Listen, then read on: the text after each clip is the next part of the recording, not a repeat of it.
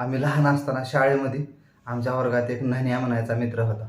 आता त्याला नन्या का म्हणायचे त्याची एक स्टोरी आहे.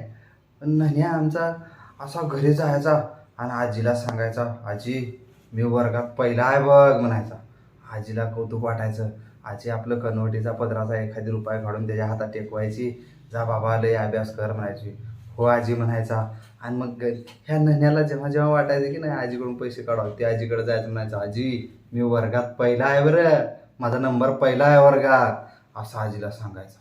आणि मग असं ते आजीकडून पैसे काढायचं आणि मग चालायचे. एका दिवशी काय झालं, शाळेतले गुरुजी असं गावातून जात होते आणि आजीनं बोलवलं, ओ गुरुजी इकडे या, आमचा नन्या वर्गात पहिला आहे त्याची काळजी घेत जा बरं.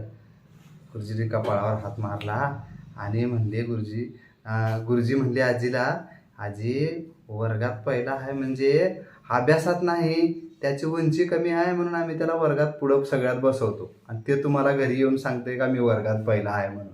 अभ्यास करायला सांगा त्याला.